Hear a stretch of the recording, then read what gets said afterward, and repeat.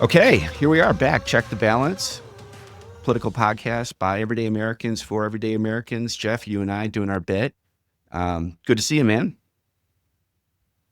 Yeah, good seeing you too. And, I'm excited today because we don't have an everyday American. We have somebody that knows what the hell they're talking I know. about. Actually, I'm very excited about our guest today. This is a bit of a treat for you and I, to your point, because it is somebody that actually studied what we're going to talk about and comes with credentials and comes from our alma mater, Bradley University, and really cool. Right. So yeah, I mean, the way this went down was I reached out to the department chair at Bradley University of the political science school, and he very quickly reached out to his team, and very quickly we got a volunteer, Dr. Remmel, Dr. Megan Remmel from Bradley's political science team, and she's here to join us today and really kind of guide us through a bunch of questions that we've been kind of playing with over the last 2 or 3 episodes. I'm very excited about it.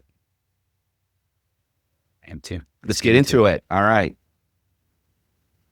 I have to start by talking about Bradley because, obviously it wasn't purely coincidental that we reached out to Bradley University for our first real credible guest. Not to say anything about our past guests, but largely speaking, we're really excited to have you, Megan, because, you're going to come to a conversation with a studied background, a sense of, this is what you're living and breathing every day. So we're really excited. But yeah, the Bradley thing was really driven from Jeff and I having gone to Bradley University and a long time ago. I guess I have to admit it.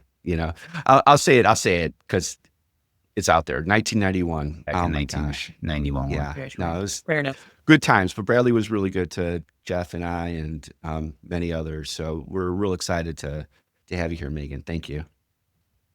Thank you. Okay. All right. So let's maybe jump into it. What we're hoping to do with the podcast, Check the Balance, and all the conversations we're having is really try and talk through, maybe answering some questions in terms of why things happen the way they are, why they're happening today. Right. So, I think largely speaking, we find ourselves wanting to understand why we can't find great common ground within the constituents of the United States these days, our friends and our family, even, dinner tables, right? And what can we do to maybe make that a better place, And then we have other conversations where it relates to, gosh, the country was structured a certain way from the way it was architected with the branches of government and checks and balances and things like that. And is there moments to be concerned? And so we find ourselves flying back and forth between topics. And there are a couple topics that we're hoping we can pick your brain on, right? And one of the things that I think is in your sweet spot, is sort of the evolution of presidential power, right? Where, there is questions today in terms of, is there overreach or not? And what have we seen in the past? And all we know is what we know from the clippings that we see, but maybe you can ground us a bit in all of this. Okay. Well, I have to go back just a little bit to make sure that we all understand that when we had our very first government, which was the Articles of Confederation, I think that's 1781 to 1789, somewhere in there, we didn't even have a president. There was no executive. Congress was basically the only thing that was in the federal government. There wasn't really a judiciary. And so one of the things they realized pretty quickly was that we needed an executive. But these are still a group of people who were very, very hesitant about concentrating power in a single person. And so when you look at the Constitution, the presidency is Article 2. Article 1, the very first thing they talk about is Congress. And that's where you see the most detail about all of the different explicit, what we call enumerated powers that Congress has. Plus, the Supreme Court has historically ruled in favor of kind of expanding Congress's powers through a couple of those constitutional clauses. So the focus was always on Congress, and the president was kind of we need him, but he's sort of a secondary player. He's not in the driver's seat of government. And so he has very few explicit powers that are just his. A lot of the powers that he has are shared with Congress. And that writing of the Constitution has kind of affected how presidents have interpreted their power over time.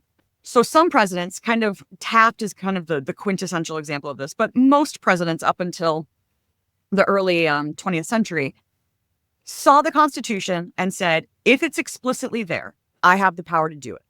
If Congress tells me I have the power to do it, I have the power to do it. But anything that's in between the lines, anything that's in the gray, I don't have the power to do it. You have to explicitly give me permission to do things.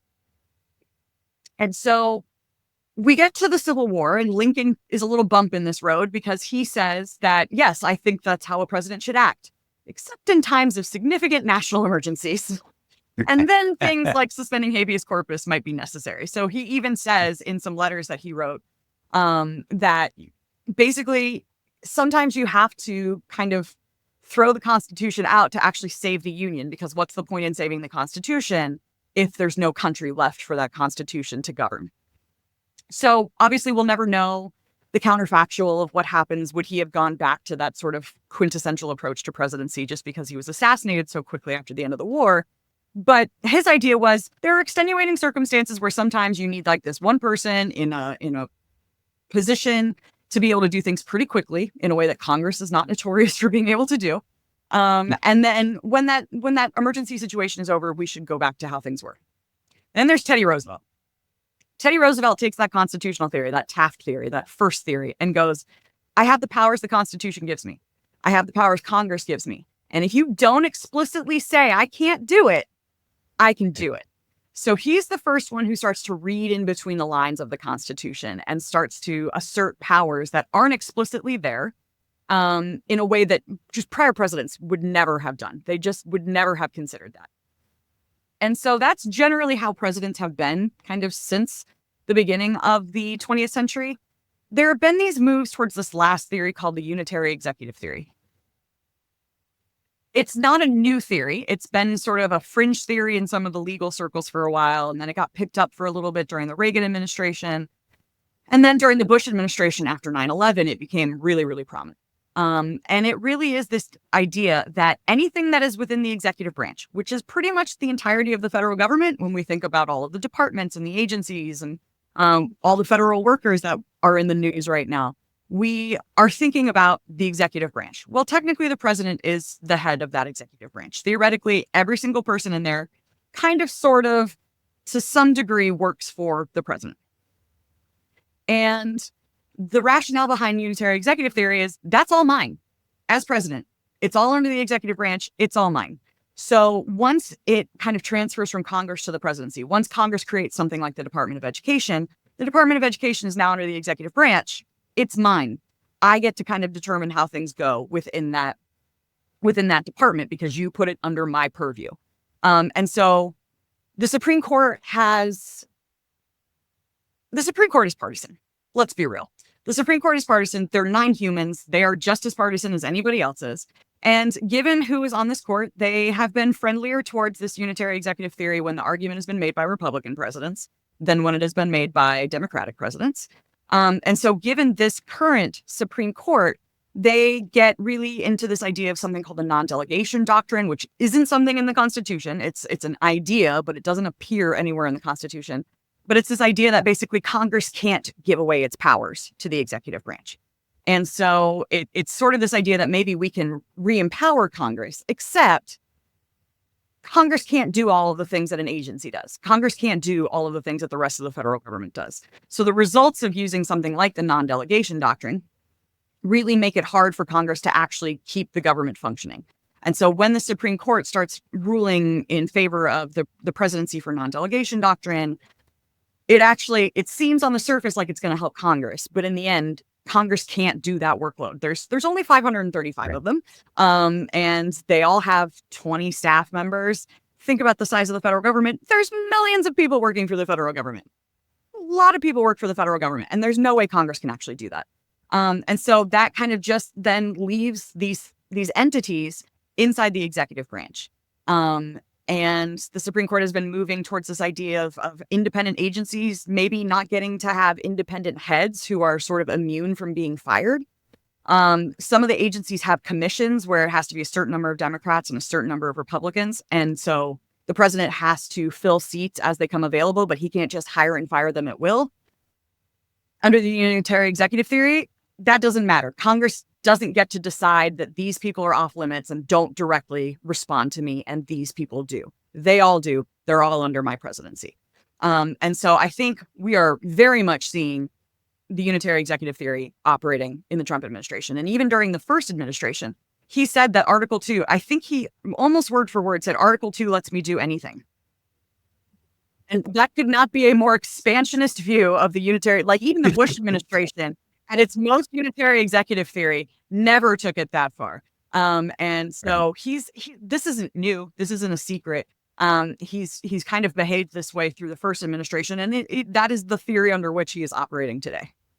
It's funny as you talk history. I was arguing in a bar a couple weeks ago with a friend. That's always productive. And it is. The argument gets more and more rational as it goes on. And one of the things I said was that, I wonder if Trump has issued more executive orders in his first few weeks than most presidents do in their presidency. And we kind of left it at that. But I looked it up the next day, and there was this big bulge between the two Roosevelts, Teddy and Franklin D, and enormous amounts of executive orders. I have no idea what the SDR is almost weight of those in the orders were, right? But the sheer quantity was bulged during that period of time, and then tapered off to what we've seen over the last 70, 80 years, or 60, 70 years, right? That was something that I never really knew.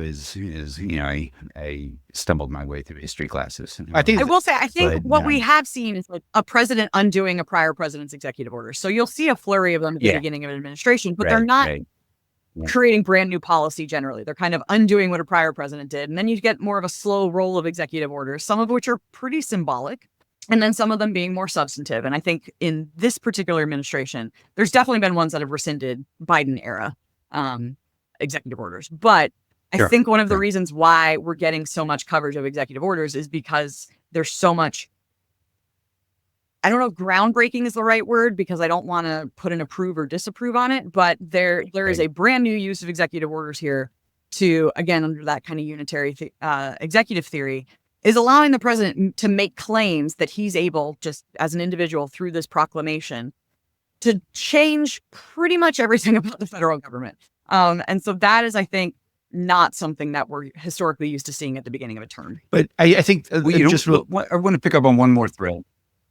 Yeah, Go ahead, I guess what I'm taking from what you're laying down, what you've been saying, is it may not be out of the norm what we're seeing right now. It may feel pronounced, it may feel uncomfortable, but presidents, and bear with me for a second, presidents may have the right to test out the theory, so if he has this Unitarian, I'll call it extreme theory or Unitarian theory, and he wants to prove it out, he's going to have to test it. This is the way he tests it. And that's no different than what Teddy Roosevelt did, or even what Lincoln did. Is that unfair? I think the part that's different is that there has already been in 2 months, 2 months and 1 week, some pretty explicit language from both Trump and people who are in his administration that they're going to defy court orders. And so the logic that you're laying out is that they put out these executive orders, people challenge them, and the executive order gets struck down. And that requires that we follow the norm, that the judiciary issues a ruling and we all go, okay, like I don't like the outcome, but okay, I have to do what you told me to do. And they have no enforcement mechanism. And so if a president just outright chooses to say, I don't care what you say, I'm not doing that, or I am going to do the thing you say I can't do, that's where the unitary executive theory gets real close to dictatorship. No argument. And to be clear, and in my own defense, I did assume that they would honor the judicial decision. But you are definitely calling out, I think, the single clearest thread we've had within every episode, which is, hey, there's this red line, and if the executive branch ignores the direction of the judicial branch, then we've got a crisis, right? So that 100% agree with that. Yeah. Yes. So to your And point, they, yes, I they don't think also the presidents are doing illegal things by kind of asserting this idea, so long as if a court through judicial review gives them the thumbs up or thumbs down, and they abide by whatever that ruling is. And that's the part where things really seem to be falling apart at the moment. I'd love to hear your thoughts on what level of the court is, falls into the area of constitutional crisis, right? Because I think there's you point out that already, there's talk by J.D. Vance and many others around the Trump administration about the apocryphal Andrew Jackson statement, right? But there's also, there's also arguments, many arguments, and many, I think, things that could maybe be called facts that federal courts are being ignored as we speak, right? And what are your thoughts about the importance of a federal court opinion versus a Supreme Court opinion, and how alarmed should we be regarding both or either? So they're kind of looking at things from different perspectives. So the district courts and the appellate courts, so these lower levels below the Supreme Court, the district courts in particular are very, very basically bound by precedent.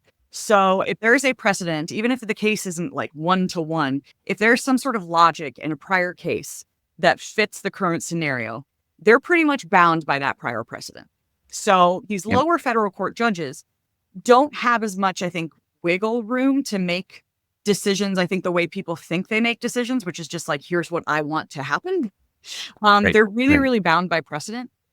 And so what we've been seeing with some of these executive orders that have been challenged and other administrative actions that have been challenged is that you're getting an array of judges ruling against the administration. So somebody, a political science professor, just kind of very quickly took there's a scoring system for federal judges and kind of their ideologies, and took those scores.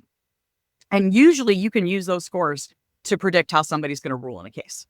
And right now, the party that kind of nominated you to this federal position is really not mattering anymore. Right now, these lower court judges are really, really kind of abiding by precedent and ruling consistently, regardless of whether they were appointed by a Democratic president or a Republican president. And so these lower courts, these federal district courts, are striking things down a lot based on precedent. The appellate courts are where things start to get a little interesting, because the appellate courts tend to abide by precedent in their particular circuit, but not necessarily in other circuits. So this is how we can end up getting these circuit by circuit battles. And so right now there is one circuit. It's the Fifth Circuit. It is, I believe, it's definitely Texas, Louisiana, and I think Arkansas is the Fifth Circuit. The Fifth Circuit hears all of these cases that have come out of those district courts in those states. That district is very, very, very, very conservative right now. And so one of the things that the administration has been doing is judge shopping. It's called forum shopping. And so the Mahmoud Khalil, the grad student who was arrested and detained, he was arrested in New York, but he was taken to Louisiana. And so the obvious conclusion from that is that the administration has physically moved him to a district court and then appellate court that will likely be friendlier to them. Whereas the New York, Southern District of New York, and then the circuit New York is in, would probably not be as friendly to this. And so this is where I think you can start to shop for trying to get the outcome that you want to get. Where you can get the real constitutional crisis, and I personally would say we are in a constitutional crisis. I don't think we're approaching one. I think we are fully in a constitutional crisis. But I don't think the Supreme Court part of it we've seen yet. And I think one of the things that people think is that the Supreme Court will hear a case and rule, and the administration will abide by it, and everything will go back to kind of status quo. But the Supreme Court gets to choose which cases it hears. And John Roberts, the Chief Justice, has always been concerned with the appearance of impartiality. He's always wanted to kind of hold the Supreme Court as sort of this institution that's above politics. And so he's always very concerned with kind of the reputation of the Supreme Court and sort of public opinion about just the court, not necessarily specific justices, not necessarily about specific rulings, but just the Supreme Court of the three branches has historically been the most popular, or I guess the least unpopular.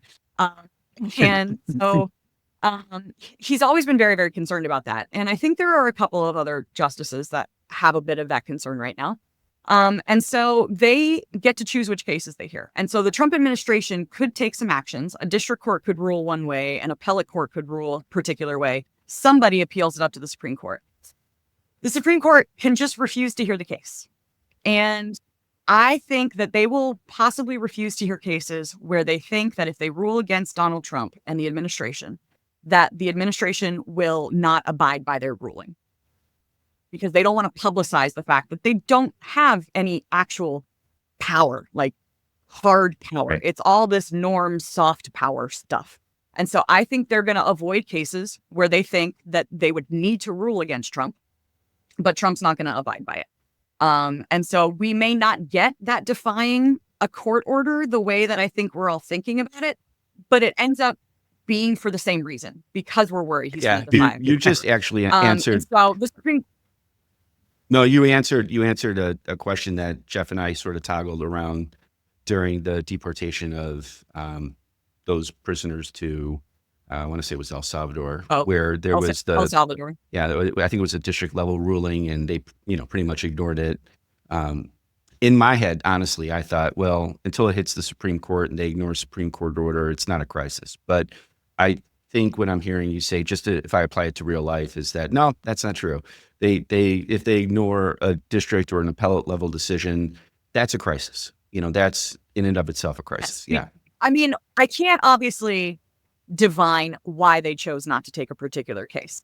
But again, humans, they have patterns of behavior. They're on the court long enough that you can kind of get to know their thought processes and how they operate.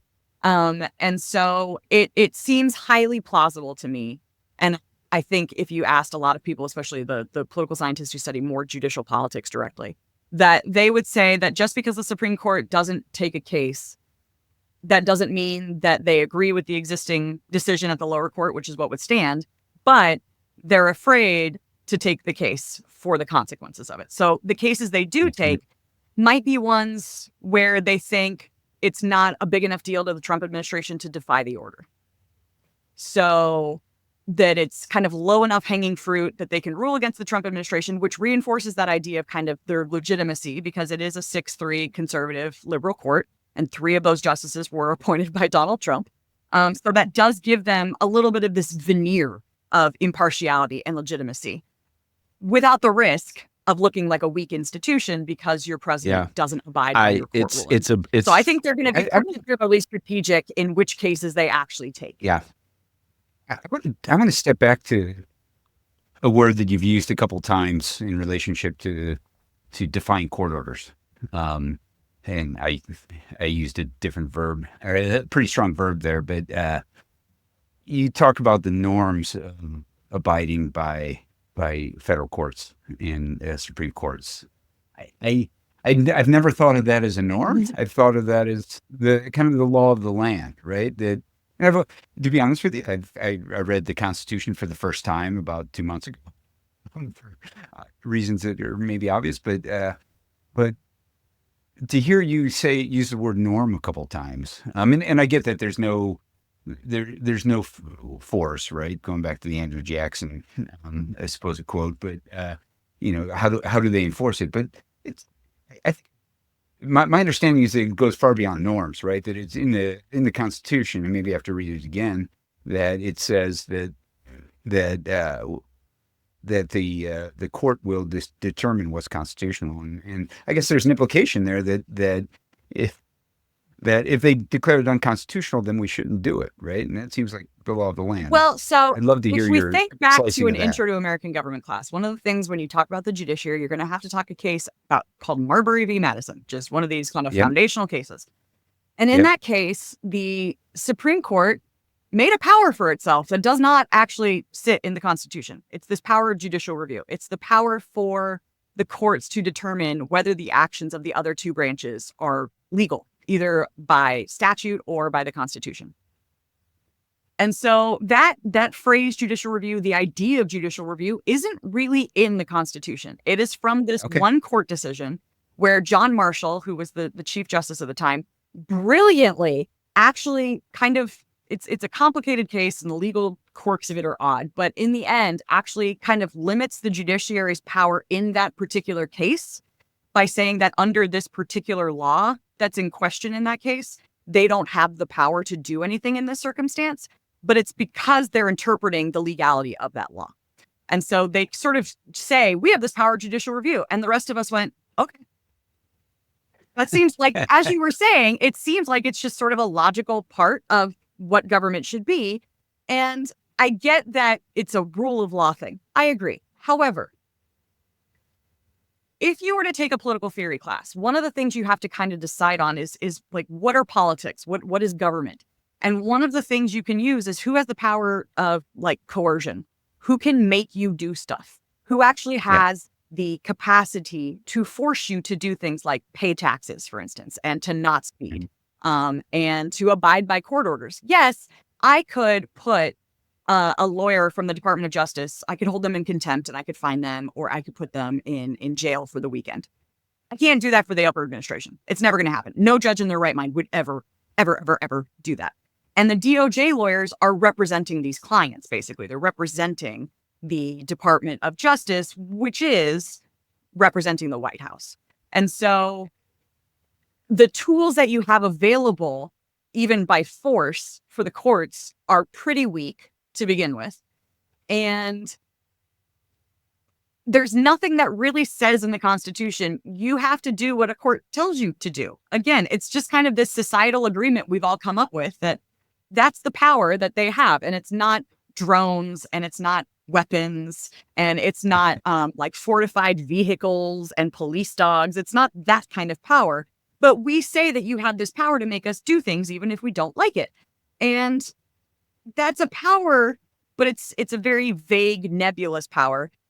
And it's vague and nebulous because they don't have that physical force, that physical mechanism to make people do stuff. And so if you don't respect that idea that even if the power is vague and cloudy and sort of squishy, if you just refuse to accept that idea and you see politics and power as very, very zero sum, then it's very easy to tell the court to buzz off and you're going to do what you want to do anyway. And what are you going to do about it? So I think norms can be harder norms. So like closer to being actually enforceable. Some of them are much more like super, like they're not as important. So when we think about American government, the norm that a president would release his tax returns, that is probably an important norm. But in the scheme of comparing that to obeying a court order, that one's less important. I'm less concerned about that one than I am about you obeying court orders.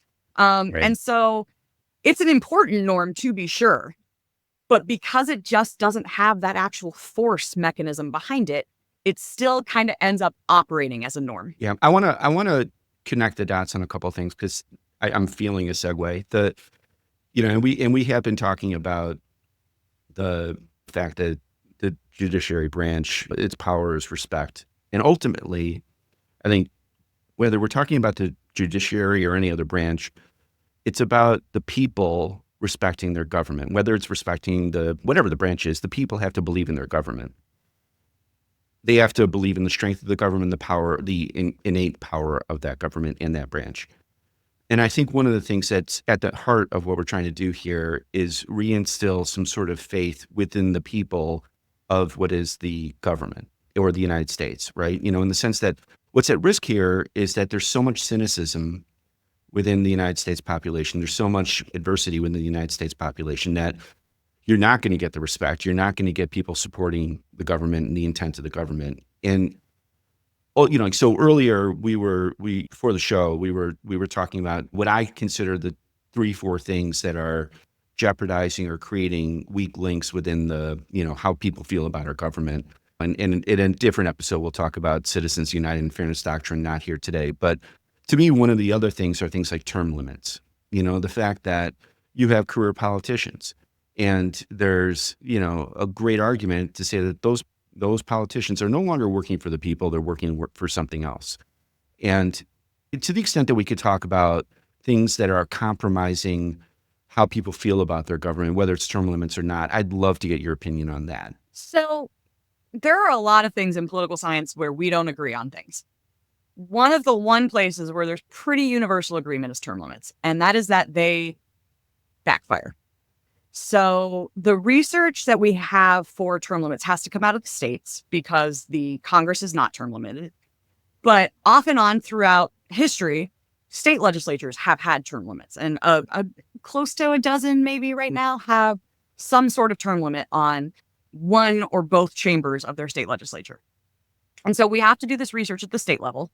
So there is always this tiny caveat that maybe it wouldn't apply to Congress, but we don't really have a strong reason to make that assumption. So the idea of term limits, like you were saying, fresh blood. Get blood that's more maybe representative of the population. I can tell you my 18 to 22-year-old students do not love the fact that the president pro tem of the Senate is a 91-year-old senator from Iowa who's been there for 40 plus years. They don't love that idea.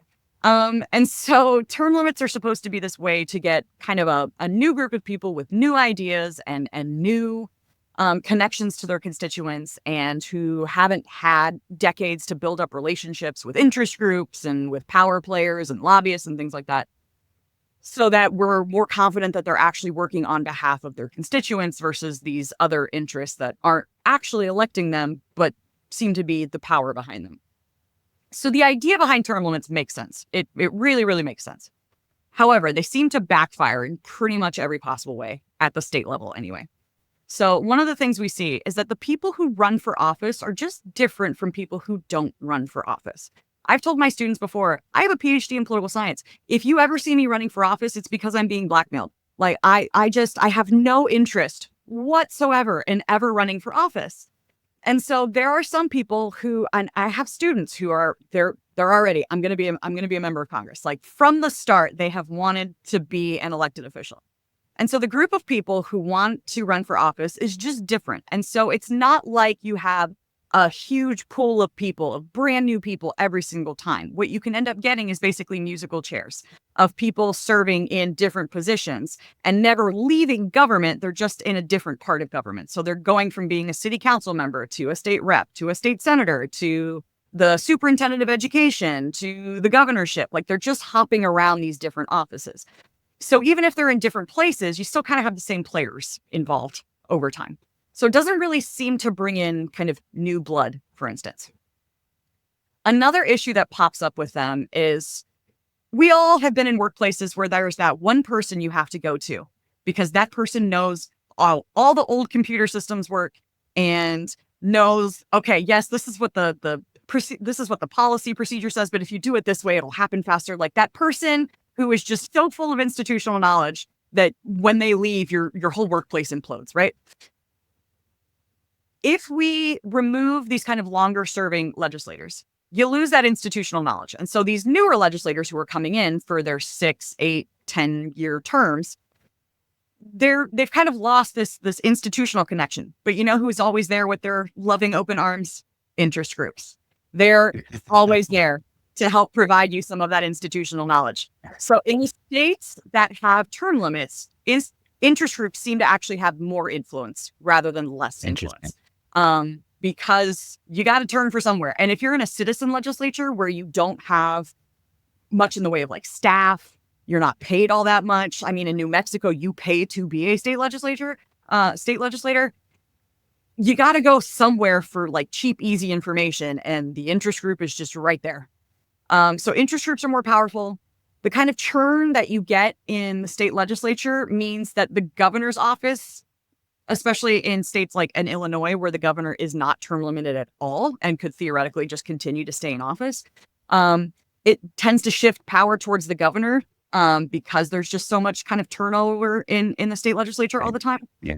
It seems to increase the polarization that you see in states. So when I say polarization, I mean like the ideological difference between the people who are on the left and the people who are on the right. And so right now in the United States, particularly with our elected officials, it's a Grand Canyon. So you've got the Democrats on the left, and then you've got this barren space in between where nobody resides ideologically. And then you've got the Republicans. And so in these states with these term limits, one of the things that seems to be happening is that you are kind of planning your next move. Because again, you're different from people who don't run for office. So you're planning your next election to your next office. And so it benefits you to throw elbows if it's going to get you something done so that you can run on it in your next election. So you don't actually have an incentive to build relationships with legislators, both within your party and across your party. You actually have an incentive to kind of piss people off and to do what you need to do to accomplish what you need to be able to run for your next office. And so it kind of encourages this sort of incivility and the polarization that I think a lot of Americans, like you were mentioning, are not enjoying at the moment. And then the last thing it does is it actually seems to hurt the constituents, because a legislator who's just been elected still pretty connected to their constituents. But as they start getting closer and closer to when their term limit is, they actually start paying attention to their new constituency. They actually shift their focus to that new constituency. And so for the last 2-3 years of somebody's time in office, they may not be thinking about you at all, because you're not going to be able to reelect them. They're out. They're term limited in this particular instance. They can't serve any more terms in the House. Let me turn to my new state Senate seat. And then I can actually get some support for this next election that I'm going to do, because that's where my next election is. It's not this one. It's that one. So term limits, the idea, again, sounds super, super appealing. And political scientists, I always tell my students that you can be interested in a topic because you have an opinion about it. But when you start to study it, the way you set up your studies are supposed to be neutral and objective and impartial so that you get the results you get. And if you don't like the results, maybe study it again. Maybe yours was just a fluke. Maybe term limits are actually a good thing. And then you get decades of research on term limits from all sorts of different political scientists. And almost universally, they just backfire. They just don't do what we want them to do. Now, one of the things that I think law professors in particular have been putting out there is this idea of term limits for federal judges, particularly Supreme Court judges. For whatever reason, the number that's been bandied about is 18. I don't know why. I don't know where they're getting this 18 number, other than it gets you through a few presidential administrations and you're not necessarily always on a presidential election year. But that's something that doesn't really exist at the state level in particular. So we don't really have a way to study that yet. So I can't say that this kind of anti-term limits finding for legislatures might apply to judiciaries as well, just because we don't really have the material to do that sort of study. So we would actually kind of need it to be put in place and then give it a couple of decades before we would be able to actually definitively say, maybe term limits work in a judicial setting, but not in a legislative setting, or maybe they just don't work regardless. So I can't speak to the judiciary part, but for the legislative part, we're all pretty convinced term limits are not going to do what we want them to do. So interesting.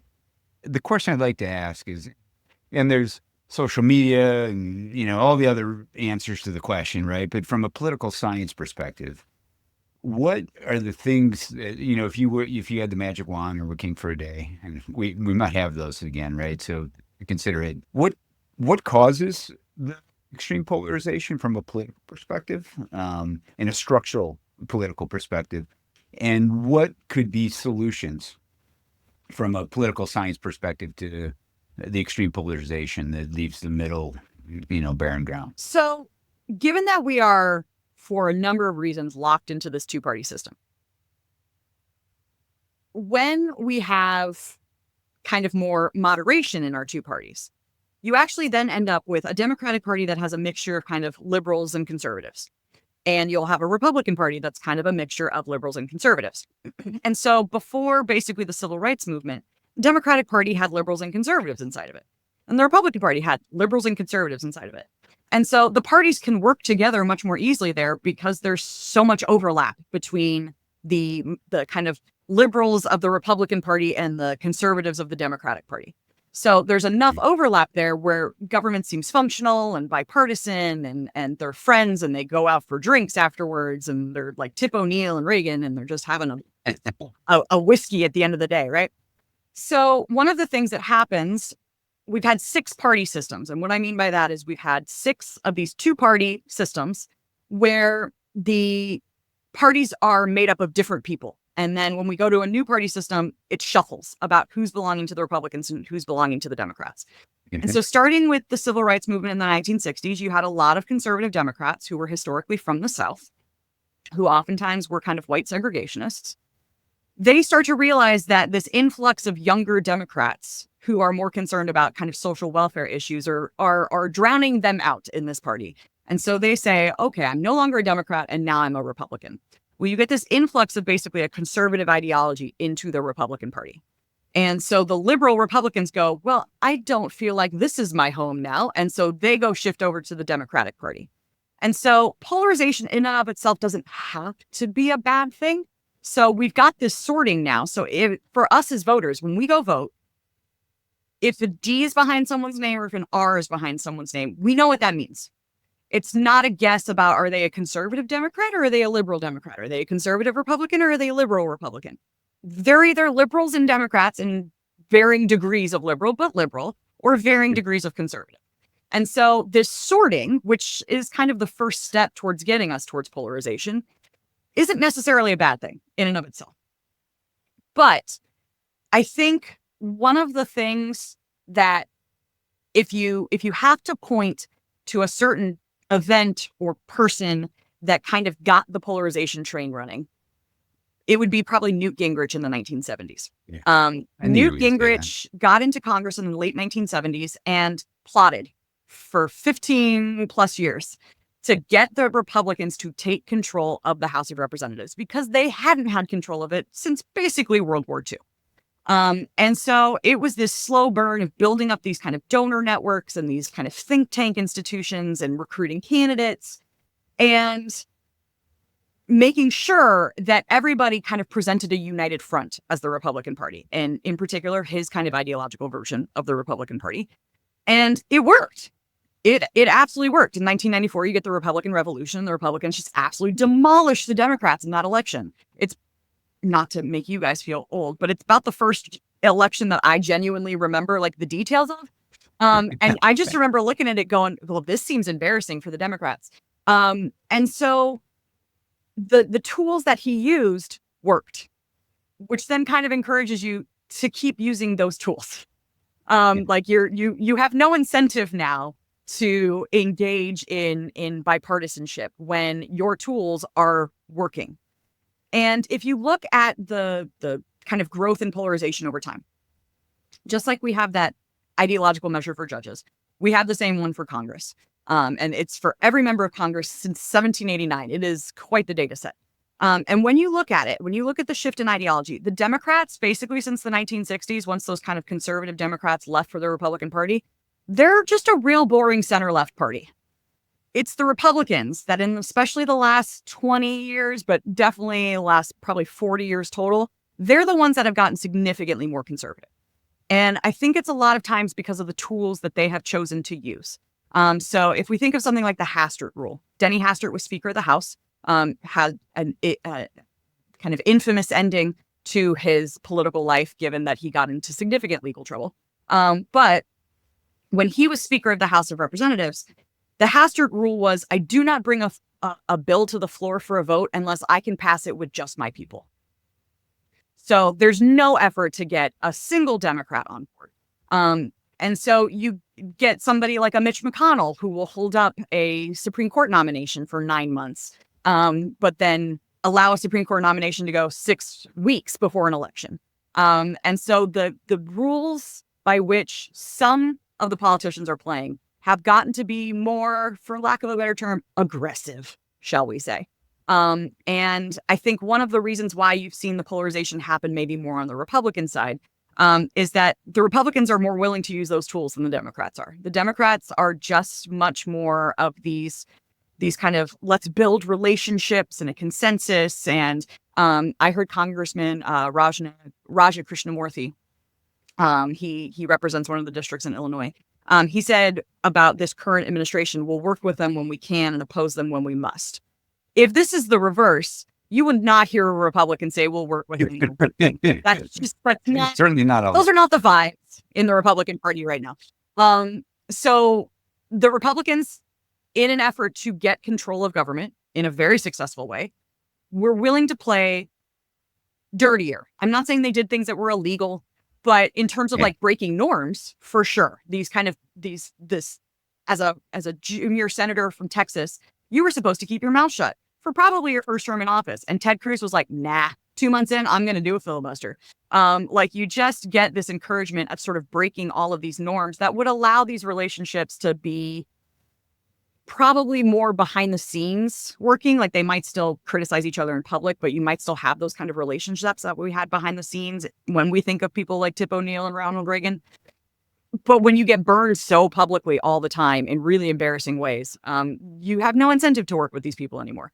And so the changing of the toolbox, I think, has contributed to this. Plus the rise of things like social media, where you can surround yourself and just hear what you want to hear. And the ability for people to just either completely tune out of news and have no idea what's going on whatsoever, or to choose into legacy media that tells you exactly what you want to hear. So like we are partly guilty of this too, because when we get frustrated with the polarization, a number of us will say, I'm out. I'm just done. I'm sick of politics. I'm sick of how people are acting. Nothing I do is changing anything. I'm out. But then the people who are left are your more extreme voters. And your more extreme voters are more likely to pick kind of more ideological candidates. Okay, well then some of those people who were still hanging on are like, nope, I'm out now. I'm done. And so we get into this fun, vicious cycle here where by kind of more moderate, or at least people who just don't pay attention to politics as much, so they don't have such firm, strong opinions, they start tuning out. What's left just gets more extreme. Yeah. And so it's we, the people, don't get our butts back in the game and start participating in some of these things and kind of demanding a different set of candidates, particularly, again, just based on the research on the Republican side, who are less ideologically to the right. If we as voters don't start demanding that as kind of your average everyday voters, there's no incentive for the parties to behave any differently. All right. So, and then I know you were asking about solutions. I wish I could give you a good answer for this. I mean, we've obviously had periods of polarization in the past. This has been something that's sort of waxed and waned. But a lot of times that polarization has been on particular issues and not necessarily every value under the sun. And so less tribal. Yeah. So what's separating people now is a lot more fundamental ideological values, morals, ethics based differences versus if you think back to one of the kind of earlier party systems, I think it's a second party system. The major difference between the two parties is tariffs. It's tariffs. Other than that, there's a lot of similarities between the parties. Now, don't get me wrong, tariffs are in the news for valid reasons, but it's one of many things that is in the news right now versus it just being kind of this one key thing that's separating the parties. And so we have such hugely fundamental differences that the idea of being able to work with the other side seems particularly challenging. Two headlines that come at me from our discussion are: number one, you believe we're in a constitutional crisis, Yes. and number two, there are no easy answers to our polarization.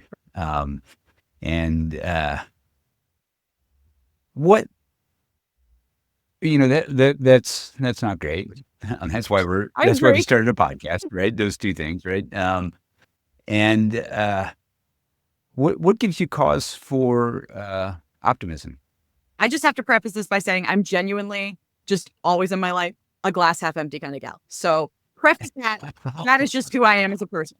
All right. So is that typical for political science professors? There's a better mixture, and I'm just one of the cynical ones.